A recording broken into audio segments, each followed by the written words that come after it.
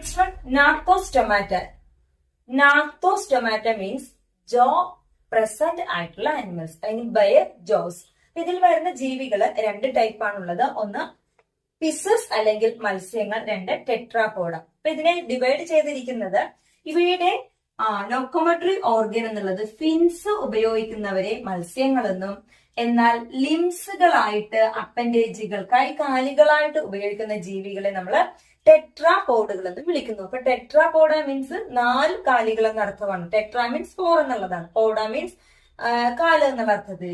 അപ്പോൾ ടെട്രാപോഡ വിഭാഗത്തിൽ 4 കാലികളായിട്ടുള്ള ജീവികൾ അല്ലെങ്കിൽ പെയർഡ് അപ്പൻഡേജസ് ഉള്ള ജീവികൾ.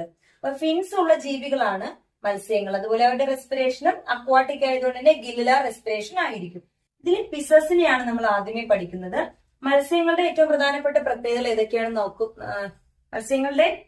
മത്സ്യങ്ങളുടെ ഏറ്റവും പ്രധാനപ്പെട്ട പ്രത്യേകതകൾ ഏതൊക്കെയാണെന്ന് നോക്കാം. അവര് അക്വാട്ടിക് ആയിട്ടുള്ളതാണ്, മറൈൻ ആകാം, ഫ്രഷ് വാട്ടർ ആകാം. പിന്നെയോ അവർക്ക് അതിന് ആവശ്യമായിട്ടുള്ള ഫിൻസുകളുണ്ട് അല്ലെ. മത്സ്യങ്ങളെ സംബന്ധിച്ച് പെയർഡ് ആയിട്ടുള്ള ഫിൻസുകളാണുള്ളത് അല്ലെ.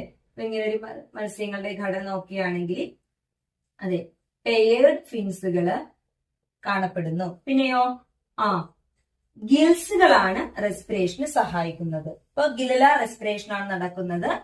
പെയർഡ് ആയിട്ടുള്ള ഫിൻസുകളുണ്ട്. ഇനി ഹാർട്ട് എന്ന് പറഞ്ഞാൽ 2 ചേമ്പേർഡ് ആണ്. അതായത് ഒരു ഏട്രിയോ ഒരു വെൻട്രിക്കിളും കാണപ്പെടുന്ന 2 ചേമ്പേർഡ് ആയിട്ടുള്ള ഹാർട്ടുള്ള ജീവികളായിരിക്കും. ക്ലോസ്ഡ് സർക്കുലേറ്ററി സിസ്റ്റം ആണ്. ഇനി മത്സ്യങ്ങളെ തന്നെ നമുക്ക് 2 വിഭാഗത്തിലുള്ളതാണ് പഠിക്കാനുള്ളത്. അവയുടെ എൻഡോസ്കെലട്ടൺ ഉണ്ടാക്കിയിരിക്കുന്നത് എന്തുകൊണ്ടാണ് എന്നതിന്റെ അടിസ്ഥാനത്തിലാണ്. അതായത് സാധാരണ മത്സ്യങ്ങൾക്ക് മുള്ളുകൾ എന്ന് നമ്മൾ പറയുന്ന ഘടന അല്ലെ, അതാണ് ഇതിന്റെ വെർട്ടിബ്രേറ്റ വിഭാഗത്തിൽ വരുന്ന വെർട്ടിബ്രൽ കോളമായിട്ട് മാറുന്നത്. അപ്പൊ ഈ മുള്ളുകൾ എന്ന് പറയുന്ന ഘടന ഉണ്ടാക്കിയിരിക്കുന്നത് 2 തരം സ്ട്രക്ചറുകൾ കൊണ്ടാണ്. ഒന്ന് കാർട്ടിലേജ് എന്ന് പറയുന്ന പദാർത്ഥം കൊണ്ട് ആണ് ഉണ്ടാക്കിയിരിക്കുന്നതെങ്കിൽ അത്തരം മത്സ്യങ്ങളെ കോൺട്രിക്ടൈസ് എന്നാണ് വിളിക്കുന്നത്. എന്നാൽ ബോൺസുകൾ കൊണ്ടുണ്ടാക്കിയിരിക്കുന്ന മത്സ്യങ്ങളെ നമ്മൾ ഓസ്റ്റിക്തിസ് എന്ന് വിളിക്കുന്നു. അപ്പൊ കോൺട്രിക്തിസ് മീൻസ് കാർട്ടിലേജിനസ് ഫിഷ് എന്നും ബോണി ആയിട്ടുള്ള ഫിഷിനെ ഓസ്റ്റിക്തിസ് എന്നും പറയുന്നു. ഇക്തിയോളജി എന്ന് പറഞ്ഞാൽ മത്സ്യങ്ങളെ കുറിച്ചുള്ള പഠനമാണ്. അപ്പൊ കോൺട്രിക്തിസ്, കാർട്ടിലേജിനസ്. നമുക്ക് 2 എക്സാമ്പിൾ എടുക്കാം. ഒന്ന് ഷാർക്ക് എന്ന് പറയുന്ന ഒരു മത്സ്യം എടുക്കാം അല്ലെ. ഷാർക്കിന്റെ എൻഡോസ്കെലട്ടൺ എന്ന് പറയുന്ന ആ മുള്ള് എന്ന് നമ്മൾ പറയുന്ന ഘടന എങ്ങനെയാണ്? കുറച്ച് ഫ്ലെക്സിബിൾ ആയിട്ടുള്ളതാണ്. സാധാരണ നമ്മൾ മത്സ്യങ്ങളുടെ അത്ര ഹാർഡ് ആയിട്ടുള്ള തരത്തിലുള്ള ഘടന അല്ല. ആ കാർട്ടിലേജിനസ് ആയിട്ടുള്ള ഭാഗങ്ങൾ നമ്മൾ പഠിച്ചിട്ടുണ്ട്. നമ്മുടെ ഈ മൂക്കിന്റെ ഈ ടിപ്പ്, അതുപോലെ തന്നെ ഇയറിന്റെ ഭാഗങ്ങളൊക്കെ കാണപ്പെടുന്ന ഫ്ലെക്സിബിൾ ആയിട്ടുള്ള ആ ഭാഗമാണ് കാർട്ടിലേജിനസ് സ്ട്രക്ചർ എന്ന് പറയുന്നത് അല്ലെ. ഈ കാർട്ടിലേജിനസ് ടൈപ്പ് ആയിട്ടുള്ളത് കൊണ്ടാണ് അവരെ കോൺട്രിക്ടസ് നമ്മൾ വിളിച്ചത്.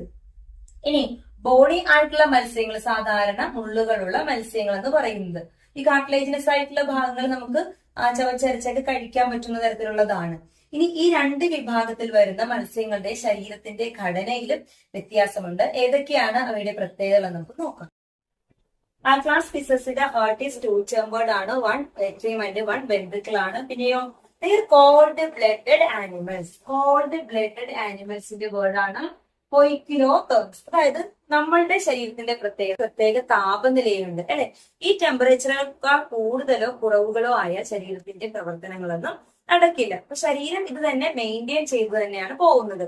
അങ്ങനെ ടെമ്പറേച്ചർ മെയിൻറ്റെയിൻ ചെയ്ത് പോകുന്ന ജീവികളെയാണ് നമ്മൾ വാം ബ്ലഡഡ് ആനിമൽ അല്ലെങ്കിൽ ഹോമിയോതെർമുകൾ എന്ന് വിളിക്കുന്നത്. അപ്പൊ ഹോമിയോതെർമുകൾ എന്ന് പറഞ്ഞാൽ they can maintain there body temperature അല്ലെ.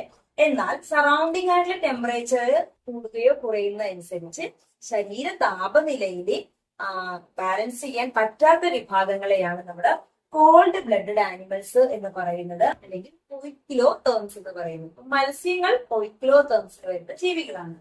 ഇനി സെക്സസ് ആർ സെപ്പറേറ്റ്. ഇപ്പൊ മെയില് ഫീമെയിൽ എന്ന് പറയുന്ന മത്സ്യങ്ങൾ സെപ്പറേറ്റ് ആയിട്ടുള്ള സെക്സസ് ഉള്ളതാണ് കാണുന്നത്.